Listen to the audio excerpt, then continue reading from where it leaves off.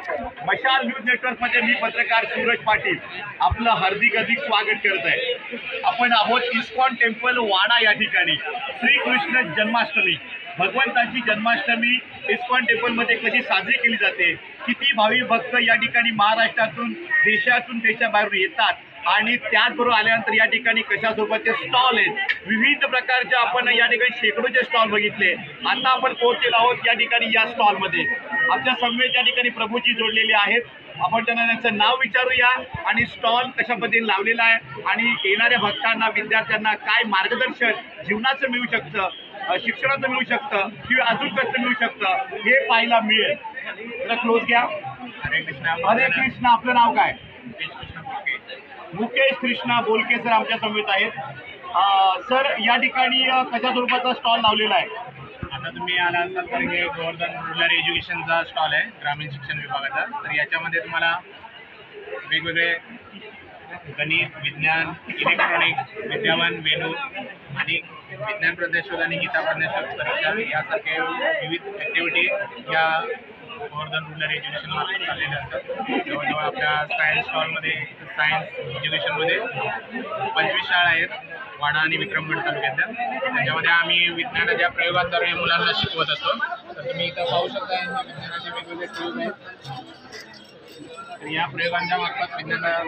प्रयोगांमार्फत मुलांना तर आपण नक्कीच या ठिकाणी हे प्रयोग जाणून घेत आहात। हा पहिला प्रयोग आहे। प्रभू आपण यायचंय, हा कुठल्या प्रयोगाचं नाव काय? हा एक सिंपल कॅमेरा आहे। तर याच्यामध्ये इथं बहिर्वक्र भिंग जोडलेलं आहे आणि हे जर इथून तुम्ही असं पाहिलं तर तुम्हाला इथं उलटे इमेज दिसते। यस। न्यूटनच्या नियमावर, पहिल्या नियमावर आधारित हे 2 प्रयोग आहेत। याला म्हणतात स्थितीचे जडत्व, याला म्हणतात गतीचे जडत्व। न्यूटन्सला फर्स्ट लॉ। याच्यामध्ये एक वस्तू आहे ती स्थिर आहे आणि बाहेरच्या वस्तूला बाह्य बल प्रयुक्त केलेलं आहे, तरी पण ती वस्तू गतीमध्ये आलेली आहे। तर याला या नरसाळ्याची गती मिळाल्यामुळे हा बॉल पुढं गतीमध्ये येतोय, म्हणून याला गतीचे जडत्व म्हणतात। याला स्थितीचे जडत्व, ती एनर्जी त्याला जाते। ओके। हे पवनचक्कीचं मॉडेल आहे। तर याच्यामध्ये तुम्ही पाहू शकता इथं पवनचक्कीचे पाती जोडलेले आहेत, इथं व्होल्ट मीटर जोडलेलं आहे आणि इथं बल्ब जोडलेलं आहे आणि हे इथं जनरेटर आहे। ज्यावेळी जनरेटर फिरायला चालू होतं त्यावेळी इथं तुम्हाला हा काटा डिफ्लेक्ट झालेला दिसतोय, म्हणजे तिथं व्होल्टेज तयार होतं हे आपल्याला दिसू शकतं। त्यानंतर पुढील प्रयोग आपण या ठिकाणी पाहू शकताय। सायन्स डिपार्टमेंट यांच्या माध्यमातून या ठिकाणी विद्यार्थ्यांना एक आकर्षण आणि नॉलेज सुद्धा मिळतं। न्यूटनचा दुसऱ्या नियमावर आधारित प्रयोग आहे। Newton second law. संवेग परिवर्तनाचा दर प्रयुक्त केलेल्या बलाशी समानुपाती असतो आणि त्यांची दिशा एकच असते। तर याच्यामध्ये एक गोळा सोडला तर एकच गोळा, म्हणजे जेवढं बल प्रयुक्त केलेलं आहे तेवढंच त्या संवेगामध्ये बदल झालेला पाहायला मिळतो आणि दोघांची दिशा इकडून सोडल्यामुळे हा या दिशेला येतो, तसंच हा गोळा सुद्धा इकडं या दिशेला निघून जातो। 2 सोडले तर 2च त्याच्यामध्ये पुढे जातात। जेवढं फोर्स तेवढं त्या पद्धतीनं संवेगामध्ये बदल झालेला आपल्याला पाहायला मिळतो। ओके। त्यानंतर हे आहे पर्सिस्टन्स ऑफ विजनचं मॉडेल। याच्यामध्ये तुम्ही पाहू शकता पर्सिस्टन्स ऑफ विजन। एका बाजूला पिंजरा आहे, दुसऱ्या बाजूला पोपट आहे। जर याला मी असं फिरवलं तर तो पोपट पिंजऱ्यामध्ये आपल्याला पाहायला मिळतो। दोन्ही चित्र वेगवेगळे आहेत, परंतु आपल्या डोळ्यांची पाहण्याची कपॅसिटी ठराविक कपॅसिटी असते, त्याच्यानुसार असं कशामुळे होतं?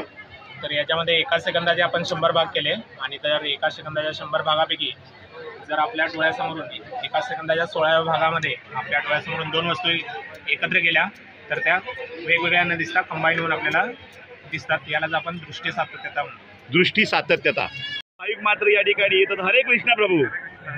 आणि अगदी नियोजनबद्ध आपण पाहू शकतात। या ठिकाणी पाहतायत या ठिकाणी कॅफे आहे, कॅफेकडे जाणारा रस्ता आहे, त्याचबरोबर या ठिकाणी प्रश्न उत्तर कक्ष क्वेश्चन आन्सर बूथ या ठिकाणी माझा तयार करण्यात आलेला आहे आणि इथे प्रसाद पुढे जाणारा मार्ग आपण या ठिकाणी बघू शकतायत। मशाल न्यूज नेटवर्कमध्ये हार्दिक स्वागत। हरे कृष्णा प्रभू। कसं वाटतं यावर्षीचा श्रीकृष्ण जन्माष्टमी उत्सव साजरा होताना इस्कॉन टेम्पलमध्ये? यावर्षी पाऊस जरा आहे, पावसामुळे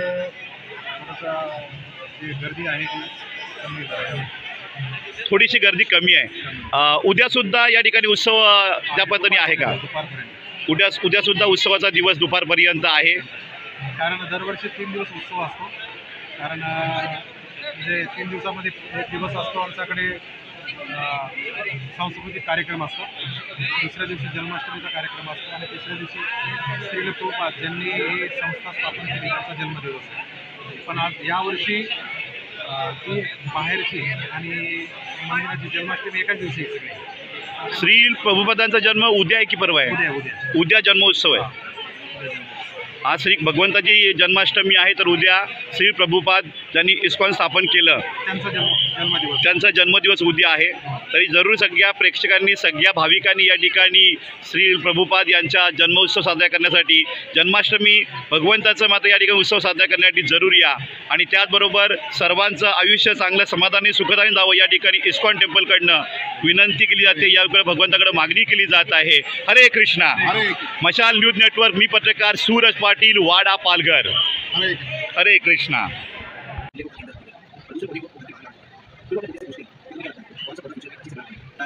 उससे कहा कि फ्यूचर में देखते हैं इन दोनों पौधों के साथ क्या होता है. कधी कुठला स्टॉल आहे, आपण काय दाखवत आहेत? तर आपण जे आलेले भक्त किंवा जे कॉलेज स्टुडंट म्हणा की जे गर्ल्स बॉईज सगळ्या किंवा लहान मुलांपासून सगळ्यांना आपण काय करतो, एक मोटिवेशन स्टोरीज दाखवतो याच्यामध्ये. त्या स्टोरीज बघल्यानंतर आपण त्यांना प्रश्न विचारतो की तुम्हाला या गोष्टीपासून काय लेसन भेटला. याच्यामध्ये मुलं बरेच डिस्ट्रॅक्ट होतात की कशी जीवन जगायचा किंवा आपण 10th नंतर काय करायचा, करिअर कसा करायचा. तर त्याच गोष्टी आपण त्यांना इथे शिकवतो की कशा प्रकारे आपल्या जीवनामध्ये व्हॅल्यूज असल्या पाहिजेत किंवा आपला कॅरेक्टर कसं असलं पाहिजे. नक्की कसं माणूस म्हणून जगता आला पाहिजे या ठिकाणी आपण हे दाखवत आहेत. आणि डिसिप्लिन लाईफ कशी असावी दाखवत आहेत. भक्तीविषयी काय आहे आपल्याकडे? भक्तीविषयी असे आपण पाहू शकाल की वेगवेगळे स्टॉल लागले इस्कॉनमध्ये. गोवर्धन कॉलेजमध्ये जसं की वृंदावन विहारीमध्ये कीर्तन चालू आहे, तसं अशा वेगवेगळ्या ॲक्टिव्हिटीज चालू आहेत. त्याचप्रमाणे लहान मुलं एंगेज व्हावी किंवा मस्ती करू नये त्यासाठी